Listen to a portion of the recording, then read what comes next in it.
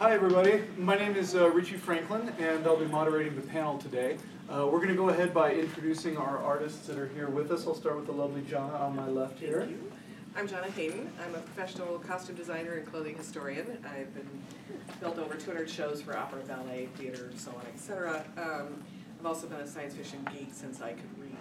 So, and nothing annoys me more than something that doesn't look right in a book. So I'm here to offer suggestions because villains have the best clothes.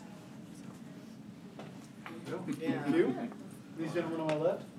As it relates to heroes and villains, I suppose I can mention my books. Written and illustrated a few novels, graphic novels, Dragon's Gate, Devil's Triangle, Continuum for Arcana Studios, which was optioned by New Line Cinema in 2012. Written and illustrated a few American Girl books, and I'm always building worlds and heroes and villains comics. My name is Dennis Dorrity. I do a ton of artwork for basically commercial. My artwork's sold all over the place on a bunch of t-shirts and apparel, and then in addition I do a lot of just commissioned work for various people. I'm going to throw a meatball up in the air and we'll just swing at it and start going. And so the first question is, when you're drawing, when you're illustrating villains and heroes, do you draw them differently? I started this time. You guys start next time. Well, villains, there's lots of different ways to portray villains. You can use similar, there are probably some set rules out there. Like typically, your choices of color will be different. Your choices of shape will be different, but sometimes they'll be exactly the same, but you just change and make a few quick adjustments, and you can easily turn someone that would have been a hero into a villain. So, like for example, if you had someone they're all decked out, because the typical black and white, black for the villain and white for the hero, you could easily make some adjustments and have the white be your using the colors. You could have white being your villain by adjusting their face, adjusting the look and feel. Like villains have a tendency to have a little bit of odd shapes, normally squarish, or you can also like triangular shapes to them. And so, Is there a dog or something in here with like a... I think it might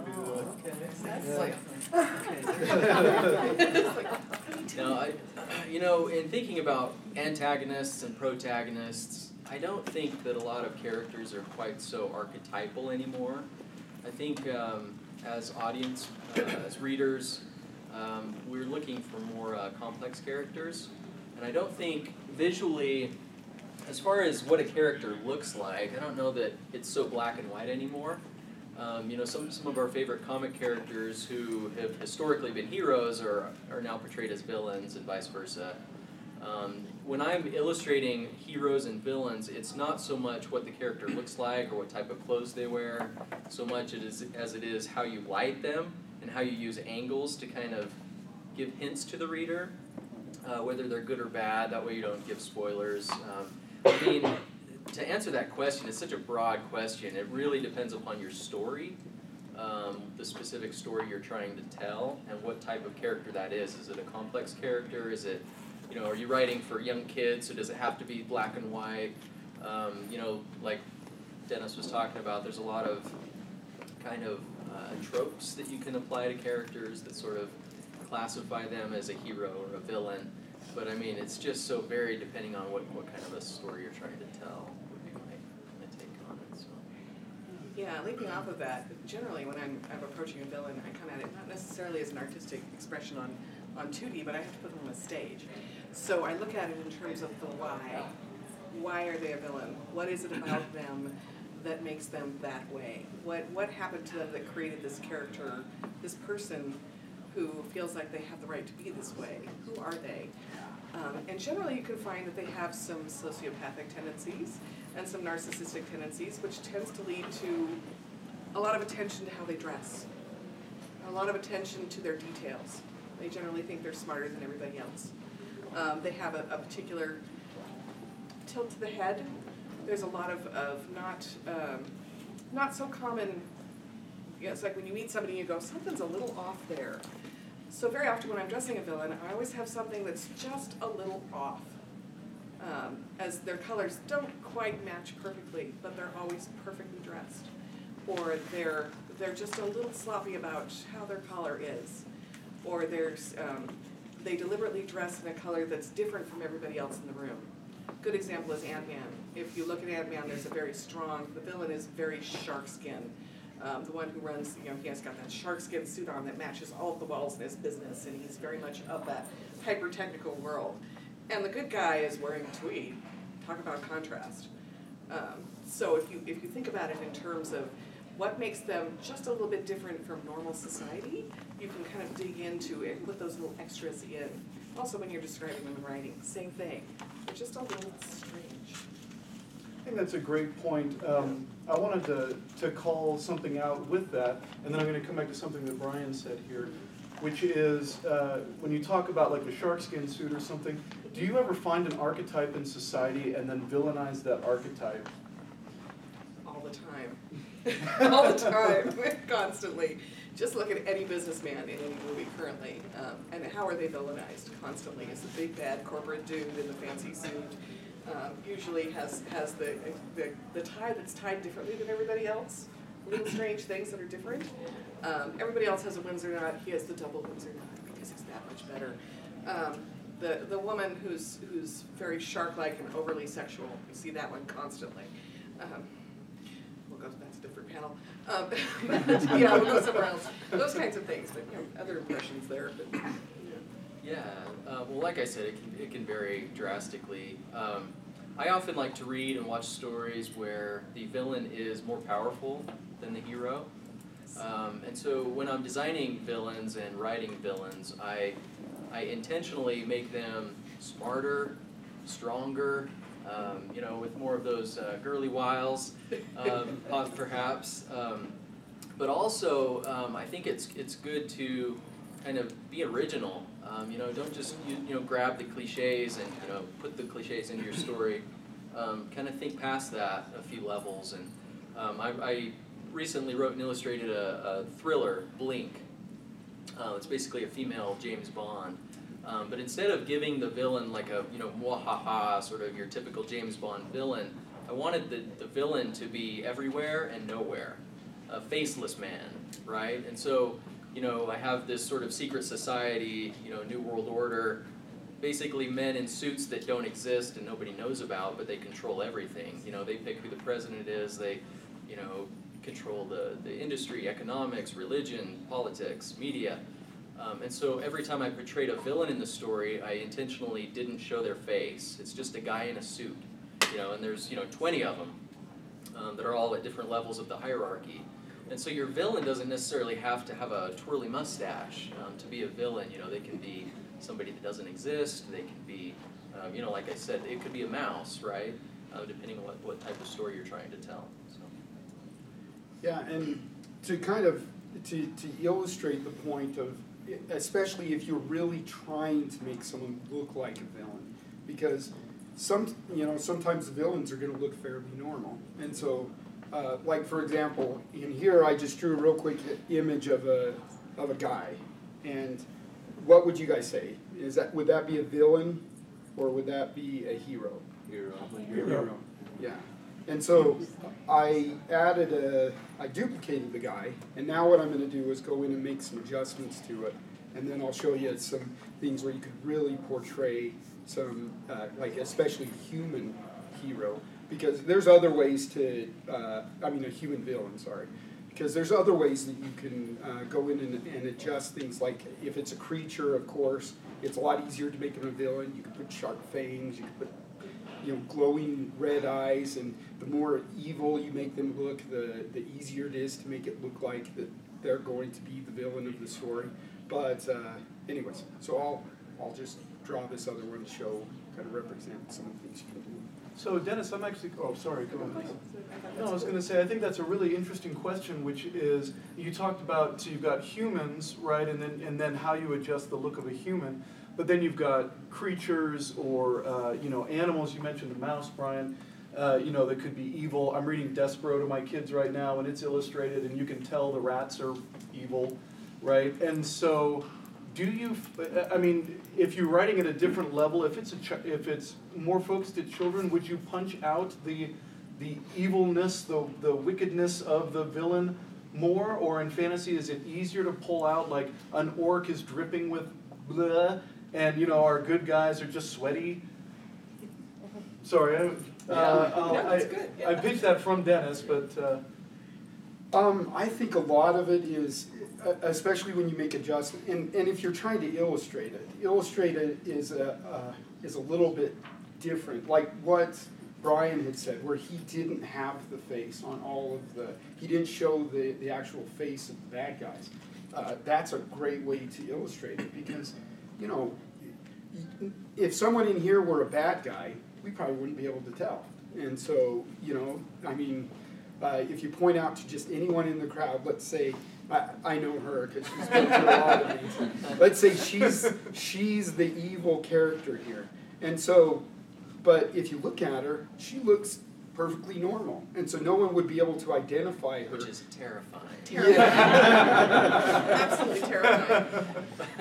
Yeah, And so villains in plain sight that are just normal are the scariest are ones the ever. scariest Yeah. ones of all. Yeah. And so what he did is, if you don't show their face, that then leaves a lot of it up to the viewer, the person who's looking at the artwork, to decide what they're going to look like. And that can be even more scary than if he had drawn their face and tried to villainize the character. So I think a lot of those attributes that a villain might have, just by Brian doing what he did, they can be just assumed by the viewer. While other times there are some, of course, very big attributes you can add to a villain character. Like, for example, I just was playing with this for just a second, and so there's the few little adjustments I made, and he's actually smiling, but his smile is, it would probably be more mischievous and It's just a little off. yeah, it's just a little like, off, just a little bit of a change. And so just by going in there and making some of these subtle changes, you can insinuate a villain with that. And so, These comments kind of made me think of a little pet peeve I had with the new Star Wars that just came out, The Last Jedi.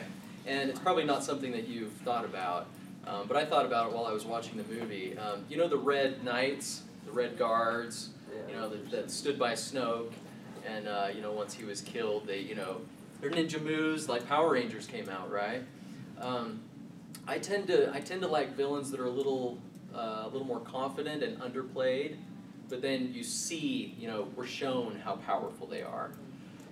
And so I was thinking, we should have had the Red Guards from Return of the Jedi that were in the Emperor's lair, right? They very simplistic, very elegant. They're long flowing robes, and they were very quiet, I thought it would be cool if you had those, and then when it was time to fight, like they opened up a can, right? Rather than, the old Power Rangey and look how tough we are before we've even seen them fight, So I tend to, lean toward villains that are confident and powerful, but they don't display it to the world, right? They just know that they are, and that they can take out the hero at any time. So. That's a good point, too. Sometimes villains are over-dramatized. I mean, they just get too much. They're overdone with big, huge costumes and horns and stuff. When something that's smooth and simple can be far more terrifying, like the one you can't see sitting in the crowd. So there's the other way you can do it as well. Is the simpler they are, the more they stand out, or don't stand out too. But if they're dressed simply and they just radiate power just by standing still, that's a pretty powerful thing. And on the stage, that's harder to do, just because you're dealing with distance and people. But if everybody else is wearing different colors, they're more colorful, and this person is just there, just in the middle of it. you always wonder, what's that mystery going on there? You don't know if it's good or bad. That's the hard part of someone in plain sight, is you don't know. You don't know if they're good or bad. And it's a really powerful thing in writing too, if it's just the random guy. You know, the random guy who's the one who's actually discovered at the end to be the one doing all the evil, frightening things. Yeah, I think while you were talking, I was thinking of Beauty and the Beast. Oh yeah. You know, if you looked at Beast and had never seen the movie, you just saw concept art, and you saw the Beast, you would say villain. Yeah. And if you saw Gaston, you would say hero. You know, but it's played, you know, opposite, which works really well. And so it's not always about the looks. You know, it's more what's inside the character, which is all, you know, where the storytelling comes into play. So this brings up something you had said earlier, Brian, that I wanted to go back to, and it was actually springboarding off of something that Dennis said initially, which was, he said you can take a good person, you can dress them in you know, all black or all white. I happened to have watched The Matrix last week, and you know, they have the twins in the second movie are all in white, very well put together, and of course all of our creepy. Yeah, but very creepy, very creepy. And yeah, our heroes are always dressed in black leather, you know, sunglasses covered up. And so, Brian, you talked about, you know, nowadays we don't want the Dick Dastardly, you know, guy twirling his mustache as much. We have gray superheroes. We have superheroes fighting superheroes. We have, you know, a lot of kind of gray villains that we want to understand what motivates the villain. And Jonna, you had said something about adding the tick or the little something to them that makes them a little different. How do you address, and can you address it visually, someone who is very, very gray, that isn't decidedly the villain and isn't decidedly the hero, or is an anti-villain, anti-hero type deal? That's a good question. Sorry, put that out to whoever wants. Well, I was just scrolling through my mind trying to think of gray characters. I Yeah. thought of Walter White, Breaking Bad. Yes. Yes. You know, he's just your everyday chemistry teacher, right? Your high school chemistry teacher. But when he shaves his head, and you know, he takes on that presence of villain, you know, when he needs to, right? To live up to the stories that everybody hears. Yeah. Yeah. So I mean, there are subtle things you can do. Yeah, it's not always black and white, but yeah, there are little things you can do. I think it's good when a character has like a little, like she was saying, you know, something off.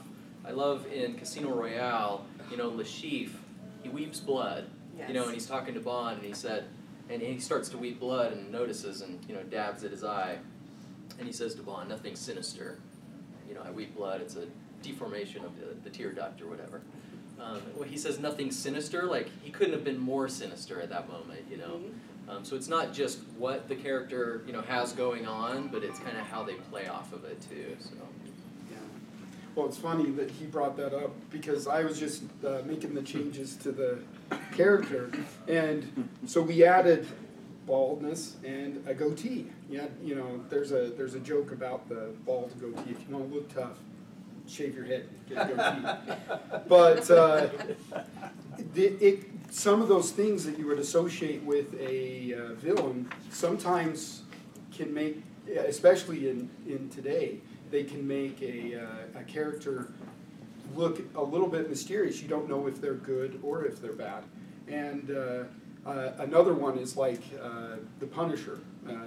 Has anyone seen the recent Netflix Punisher series? That one is, it's got a good storyline to it, but he's kind of a bad guy. He's the hero of the story, but he's kind of a bad guy too, because he doesn't ask a lot of questions. And so, but if you were to draw his face, you really wouldn't be able to tell. Because the same actor that played in it also played in The Walking Dead as kind of the bad guy. Then almost everyone associates kind of almost that bad guy role to him as well. So, anyways. Interesting though, most of his clothes are color blocked. He doesn't Yes. have patterns. Which I was watching him going, yeah, this is a man struggling with which side he's on. He doesn't really know if he's a good guy or a bad guy. He's constantly checking to see, am I really a horrible, evil person, or was I doing what I thought was the right thing? That's a fascinating character for me. I love him. Punisher's great. In terms of grade characters and grade superheroes, I get really kind of pissed off about those, just as a costumer. Because I'm an old comic books geek. For me, the bright, shining Superman in the clear colors and the clear vision of who he was and where he was going in life, he knew exactly who he was philosophically. He was very clear about that. And I'm pretty annoyed with the DC movies about how they're graying him out. And taking away that clarity in a lot of ways. They're digging deeper into his psyche, supposedly, and finding these tortured souls. Makes me bananas. Because once you gray them out, you're telling the world that this guy has conflict in a way that may not, somebody who was this is now, well, maybe they're not so clean. Maybe they're not as good. It's like Luke in the latest Star Wars. He's gray for most of the movie. Most of the movie, that man is gray. It's the very first time he appears that way since all the way back at the Star Wars movie where we first see him as the young kid in the clean white clothes, doing his thing, the purity of soul and youth. And then, later we wonder if he slipped to the dark side, but he always has white against his skin and against his heart. Even though he's got black on, there's white underneath. So you always know instinctively he's still good. But in this last movie, the man's completely gray. He doesn't know who he is. He's lost. He's lost all of who he is until that last battle scene where he appears yet again, resolute, solid colors, not grayed out. Very clear system, very, very clear signs. So that brings up two questions that I'd like to pitch, and you guys can choose which one you'd like to talk about. One is coloring, right? I think you gave some great examples there, Jonna, of how we color our heroes and villains, particularly nowadays. The other question is how, especially in illustration, how you dress up your villains. And we've talked about suits, so maybe the color question's a better one, but whether you're using patterns, whether you're using solids, that sort of thing. Yeah, I could maybe touch on symbolism. For my graphic novel Dragon's Gate, I was looking at medieval armor and clothing and capes and horns and there are certain symbols like all throughout history. Purple has always represented royalty. So if somebody wears purple, they at least think of themselves as royalty. And also horns. If you look at horns historically, horns represented power. So whenever you see an image of somebody wearing some type of horn, they either think themselves powerful or the society that they rule over thinks them powerful. So kind of do your research on historical symbolism. So when you're creating a character, what society did that character grow from and become established, and what symbolic items in their wardrobe or how they look or how they act would come from that society. And so that's one thing I think about when I'm writing a character is kind of the symbolism that sort of makes them up. I think, too, if you look at a lot of the characters that are coming out, like Thanos in the new Avengers, he's purple. He's got this purple color to him, and he's got a big blocky face, an enormous chin, and things like that. So that color of purple, sets it, yes. He's got a very big chin. But he's got these colors to him that make him stand out. Joker is typically portrayed in a purple suit. So bringing up the purple, once again, that's... Greasy. Yeah. Wily. Yes, but it's in contrast to his very, very pale face. They normally portray him with extreme white, and so actually one of my favorite comic book artists, his name is Greg Capullo. He did Batman for a while, and he did some very almost morbid Jokers in that point. They'd taken off his face, and he reattached it and stitched it together, and it was all white, but his grin was even wider because it was being pulled back with. Anyways, I don't need to go too. Do you mind if I say something about the Joker? Yeah, go ahead. Heath Ledger's Joker. The acting just amazing, right? The best villain I think we haven't seen a villain as good as that. Since Dark Knight came out. But the cool thing about that, I think Heath Ledger kind of applied his own makeup and said, "What do you think, Chris?" talking to the director, and they used it. The thing I love about that is makeup, in its essence, is to make us look better. It's to make us look more well-kept, more perfect. It's like trying to approach that perfection. So Joker took that, he took the idea of makeup and used the opposite of that. Like, he used the makeup to look chaotic and disheveled and just uncontrollable, right? It was just all over the place. And I love that, because you juxtapose Jack Nicholson's Joker with Heath Ledger's Joker. Which one are you more scared of? You're scared of the agent of chaos, right? And not just kind of the, I'm going to do something evil. Joker, Batman couldn't control him. He was quite the antagonist for Batman to take on. And the makeup was just kind of a symbol of that, right? The way he used it, at least. So, historical background. If you want to go back to Middle Ages and things, white and white skin meant you didn't work outside. You had other people to do that for you. And also the purple was the most expensive dye. It was the most difficult color to get. It's not a true purple like this at all. It is not this purple, it's more of a reddish purple. It's a harder color to get. It's extremely difficult to do, especially in the time frame. Took processes that were hard. So it's those two things have a lot of historical reference in our society. It's almost in our DNA. We see something pale and beautiful. It's something that people are like, oh yeah, so okay. They don't have to do anything. They have some other people to do it for them. So those things you need to know. I'm also talking about creating real worlds, and what the clothing is in those worlds later today. So that's something that's important to pay attention to. You can't, if your villains generally aren't poor. They want the best kind of fabrics they can get. They want to dress themselves in the purple suit, in those kinds of things. So pay attention to that. Fabrics and textiles matter. History is a thing. So, I'm sorry, I'm going to do a time check real quick. We're about 9:26. We got 20 minutes. Let me ask a question, and this is interesting. I think, Dennis, your drawing here is interesting. I've been watching you over here doing this, and you had your hero down pretty quick, and now we've been tweaking the villain. We've been talking about villains. Yes. Let's talk about, is there a way that you would portray a hero that is different than your villains? Well, I would say a lot of times when I've portrayed heroes, because they're like, for example, I have a character that I've been creating. I don't know if this is going to come across real well from far back, but let me take out the background. Oh, never mind. Let me change the color of the background.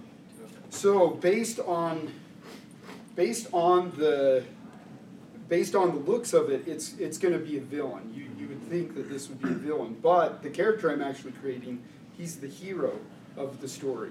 And so basically a lot of it has to do with, even though you can take a hero character and make them look bad, a lot of it depends on on the pose, the scenario you put them in, because a hero is going to be courageous, they're going to be brave. And so you want them to be in that brave, courageous position where they're open, where their body language is showing that they're about ready to do something that is heroic. While a lot of times the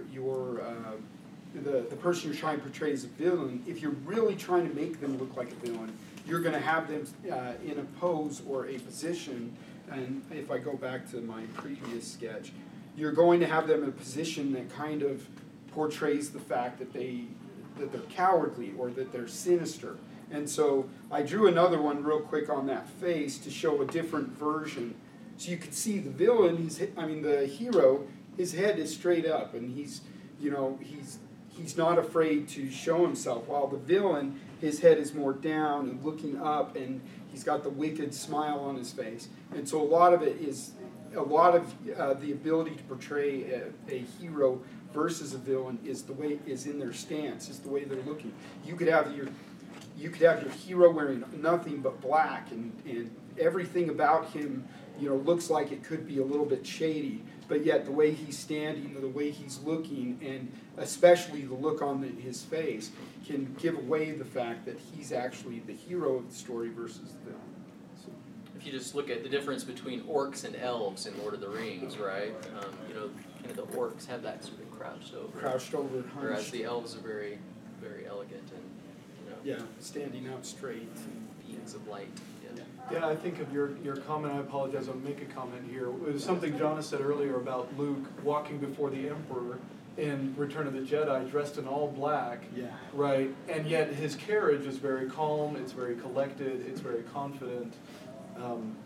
But I'd like to pick up on this, and you kind of already did, Brian, but it might be worth addressing even deeper. So body language that you get from a villain versus a hero, is it all introverted? You know, if I'm a man in a suit, if I'm a businessman, I might seem very confident, right? How do I know the difference between a confident villain who's about to take over the world and a confident hero who's about to squash evil? You know, I failed to mention, I wrote a comic last year called Kamikaze. I didn't mention that one, I've only got one issue out, it's on Comixology. But the villain is, he's a big boss man, you know? And so confidence is one thing, but, you know, when I think of illustrating a villain in a nice suit, you know, who has confidence, you know, I try to kind of push it a little further to where it becomes almost pompous. Because a villain, you know, a hero in a business suit is going to look confident, but a villain in a business suit is going to look pompous, right? And so that's kind of, there's these little subtleties that you just push something a little bit further, and it doesn't have to be much. Whether it's, you know, they kind of, you know, use their belly to sort of intimidate people or whatever it is. You know, there's just something, like she said, there's got to be that one thing that just kind of pushes it a little further than, you know, than a hero, you know, would in his demeanor. Yeah. I think a good example of that is, oh, sorry. No, go ahead. Oh, I'm not sure. I think a good example of that is the Megamind. Megamind portrays, and it's funny because the roles switch, and, well, they don't really switch, it's just main character switches. And so, but at the beginning you saw the hero, and he was the typical hero, dressed out all in white and gold, yeah, cliche hero. He was extremely strong, you know, he had the real, you know, strong face, you know, and everything like that. While the villain was extremely skinny, very small, big head, you know, and that's how he started out. But eventually, he started developing the characteristics of a hero, and you could. And the funny thing is, if you go back and watch the movie, and you can tell in his stance all the way through how his movements at the end, they start to be more heroic, and you can start seeing the hero coming out in him based off that. Yeah, it's clever the way they took those simple cliche archetypes and transformed them into complex characters throughout, right? Yeah, it makes it more interesting. Yeah, they sort of did that spin thing at the end. It's, in terms of body mechanics, it's a very different thing. Villains tend to be chest out. They're very chest out and upper body out, a threatening stance. Heroes are center out. The whole part of them, they're on the flats of their feet, ready and balanced. Villains are more on their toes kind of feel. They're more feral. They have a kind of, if you see it on stage too, villains have a little more like, they're either down and crouched and ready to go, or they're chest out and up and overdone. They're a bit overbalanced, so it's easy to push them off. If you think about it in terms of fighting, if you watch any kind of martial arts at all, those who are centered and ready, they're ready to go any direction at once because they're right over the top of themselves. Villains are just a little off. They're on their toes, they're chest out. It's a good way to think about it in portraying them as they're about to move. Great comments, thank you. So I'm about to open it up to our audience for questions, but before I do that, are there any other comments that you guys would like to make or that you'd like to discuss before I do that? Okay. Does anybody have any questions for the panelists? Yes. What are some things you do to differentiate the underdog, or not the underdogs, like the lackeys or the lower down villains versus the top of the food chain? Cronies? Yeah. The minions, yeah. Normally, they have a tendency to not, because they're lackeys, they have a tendency to lack whatever the main character, whether it be a villain or whether it be the hero, they have a tendency to lack some of their attributes. So in a hero, they probably won't be as strong, or they might be strong, but they may not have the intelligence. And it's funny, there's some things you can easily do to represent that. Because most of the time, and this is a cliche, but most of the time we have a tendency to view these big, hulking guys as not extremely intelligent. And so sometimes you could have a lackey who's huge and enormously big, but yet you give them more of a squarish face and a little bit smaller of a head to make their body look even bigger, and you could easily turn a big hulking character into a lackey. There's been a lot of comics that do stuff like that, but a lot of the times you'll see the opposite. They have a tendency to be a little diminutive. They have a tendency to be a little bit smaller, or and then almost polar opposites of what your hero is. And so, one of my biggest beefs with the Marvel Cinematic Universe, if you look at a lot of the Avengers movies and some of the outlying movies, their lackeys, their minions, to me just don't work because they're just weak and they don't ever do anything to any of the characters, right? There's thousands of them pouring through a space portal fighting our heroes, and the heroes are like whack, whack, whack, whack, and nobody ever gets hurt. And it's like there's no stakes, right? And so even with the lackeys, make them strong, make them powerful, there's got to be stakes for the heroes. Otherwise, it's like, well, we know nothing's ever going to happen to the Avengers, so. Well, and nobody can shoot straight. It's like, it's kind of a given with the stormtroopers. So it's like, really? It's like, nobody dies. Okay, whatever. So, also color. Color's another one. They would not be the same color as their character. Even Batman and Robin, different colors completely. But similar attributes. They wouldn't be as complex. Because they're not as fully formed a character as the villain is, for example. Their lackeys have attributes of it, like, they'd be wearing a suit coat but not a vest, or they'd be trying to copy or be like the guy that is their hero, even if he is a villain. But they wouldn't have all of the parts. Their tie would be too wide, or too narrow, which is not the same width as that. Those little things, but they're trying to look like him, and they got the same cut jacket. But it doesn't have all the great details of the really expensive one. So if you think of mimicking but with lesser ability, that works pretty well. And color, a little more faded out. So because of course the villain wants to stand out in his group, right? Not gonna let anybody else have his purple. Well, the villain will make sure he stands out. It's like, I'm going to wear that color. Great question, thank you. Yes, sir. I was thinking, in today's culture, body art is not, used to be negative, but there's a difference between prison tats and professionally done tats, and the more facial tattoos, the badder the dude, in my opinion. So a great point. I guess the question that I would take from that is, how do you portray body art on your heroes and villains? Would that be fair? That'd be fair. Well, once again, I think it can go into shape, and so. Because shape a lot determines, when you are trying to portray a villain, you want to make something dangerous. And so if you had a bunch of maybe circular shapes on there, like if you had dots on him, that's admittedly a big, it probably wouldn't make him as bad as if you had things that had very sharp edges in the art.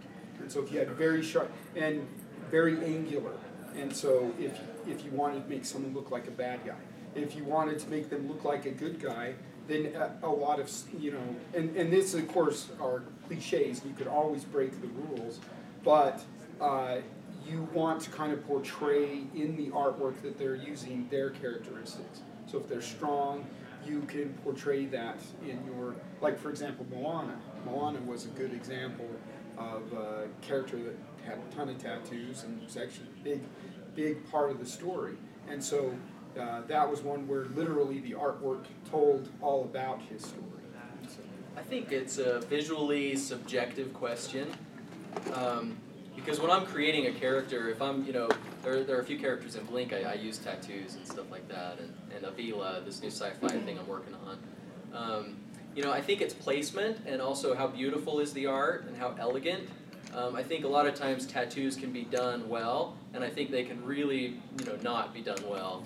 And if you think of placement, like, you see people with tattoos like on their neck or something, where it's distracting, if they're going in for a business interview, not many people are going to hire them, But that's like a really great thing for a villain, right? Because it looks a little seedy, it looks like they're from the wrong part of town if they've got a big old black tattoo, just kind of, stuck on their neck. Like not a lot of thought went into that tattoo, right?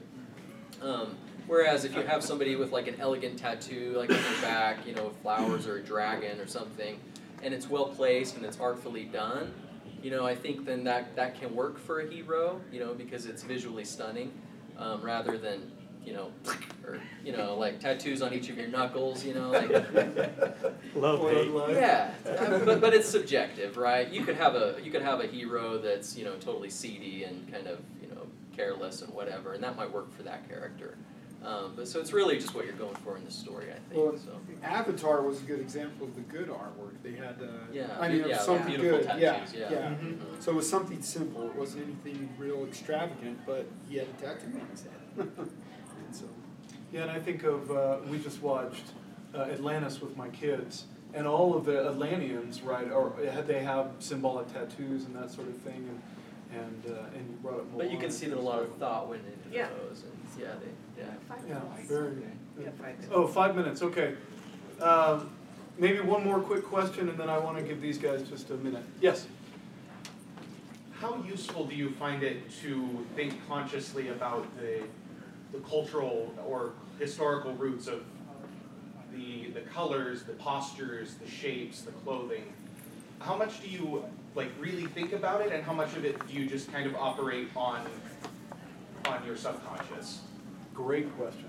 I think it's an essential skill. The more you study, the more you learn about how humans operate, how they've created groups, how they create tribe, sociological implications of why somebody would become a villain. The more you learn, the more it informs your art. There is no point at which you should stop learning. No point. I mean, every single day I'm trying to find out more information so I can create more depth to what I'm doing. Yeah, I think the best artists and the best writers are the ones that do the most research. They know what they're talking about. They know what they're painting. I was thinking of James Gurney.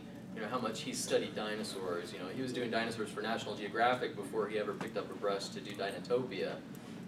So yeah, you really got to know your subject matter and really put all that symbolism and, like you were saying, the forms and archetypes into that. So, Yeah, and a lot of times when you're working on the artwork, you do a ton of reference. You're going all over the place. Like when I'm drawing a character that's in armor, I'm having to go back and look at all sorts of armor types, and sometimes you do want to create the original stuff. Go out, like in some of my drawings, I'll want to create armor, and so I'll reference a bunch of armor from back in the medieval times and look at how they did it. But then you can add to it as well. But a lot of it is that reference back, because you don't want to create armor if you're in a fantasy world and it's kind of a medieval setting. Then you want to create work that looks like it's from that setting, and even if it's a separate world, and even if you're doing a complete different alternate universe, you still want to pull some of the same themes. And so when I first start a painting or when I first start an image, I have a tendency to pull up a ton of reference from everything. Their clothing, the colors, all of that goes into play when you're trying to create something that looks like it belongs in that world. And so, Great comment. Well, we're just about at time here, but thank you so much for the expertise and for taking the time to share with us. If there is something, I apologize to everybody in the room, but these guys up here for this. If there was something that they could do here at LTUE or online that would support you as an artist, what is one good thing you'd tell them to go out and buy or to learn more about your work? My Facebook page is where I pretty much post everything. So just look up Art of Dorrity if you'd like to see some of the works that I've done. And I'm going to be putting a little bit more out there in the next couple months. I have a website with my art and books, halesart.com, my last name with ART. But I forgot to mention, I started a YouTube channel. It's called Draw It With Me. So I teach people how to draw. So if you're interested in that, it's, just Draw It With Me on YouTube, and subscribe. Yeah, And I'll put in a plug for Brian. That is awesome. He does a great job on his videos. I started it in December, so I've only got like 8 or 9 videos or something, but He does these animations at the very beginning of them that just are amazing. I went up and asked him, "Did you do those things?" And so, yeah, I did. It takes forever. And thousands of followers. yeah, that's right. I am happy and have been consulting with authors and artists about clothing construction, fabric, how to use it, how to define things in your writing, or proper shapes for paintings. jhaydencreative@gmail.com or Jonna Hayden on Facebook. So. Fantastic, great. My name is Richie Franklin. Thank you all for coming to LTUE and for coming to this panel, and have a great rest of your day. Thank you.